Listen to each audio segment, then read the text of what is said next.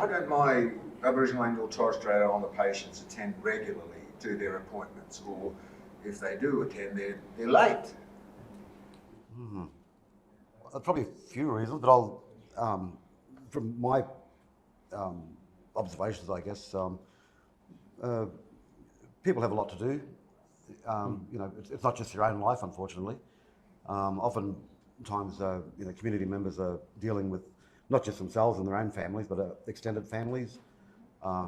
Unfortunately, we have a lot of sorry business happening where, you know, people pass away in families, and that often brings about, you know, people being out of touch, or, you know, not going to certain appointments, including their medical appointments. Other times too, I think there's a lot of people will be caring for other people instead of themselves. So they oftentimes there's often, you know, putting others' needs before their own, and they haven't made their appointment because they're too busy looking after someone else. Could be someone in their own family, could be another member. And that's why you need an AMS there to you know, keep encouraging people, like, hey, you've missed this appointment, how quickly can we reschedule? So we'll often ring them to, if someone's missed an appointment, let's reschedule, and find out the reasons for that. How can we support you to make sure you keep your appointments? Don't know, other places? Oh, look, you know, you hit the nail right on the head there. That's probably the biggest one, is competing priorities, you know. With our mob, they'll always pick their own health last over all the other priorities in their families, their own lives and their family lives.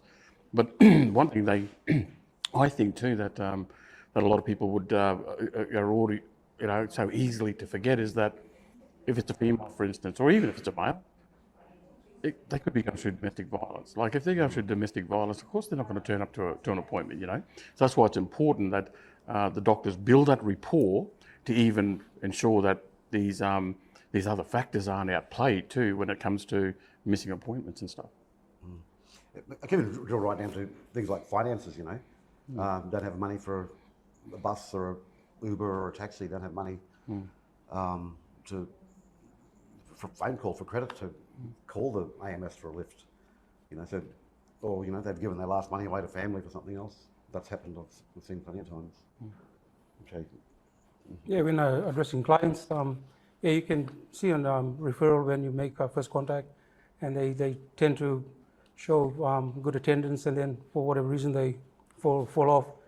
You try and look and assess their priorities around, you know, the family, the children, school, transport, and yeah, when you do get to engage, because some services that do provide community engagement, doing home visits and stuff, you can actually turn up and assess the situation at home, you know, and then you can see sometimes there's cars in the driveway, you know, and say, oh, how come this person couldn't? But then, you know, there's always going to be a backup plan that maybe the driver's sick and then they don't turn up, you know. So health is always never a priority until these things are addressed, you know. So that's where the priority lies.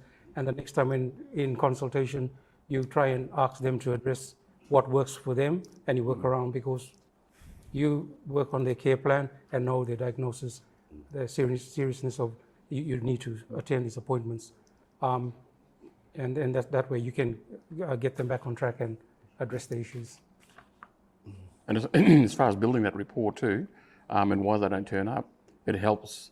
It also helps with the actual holistic model of healthcare. Like I said, it could be something as simple as mental health, you know, and that's why they're not turning up.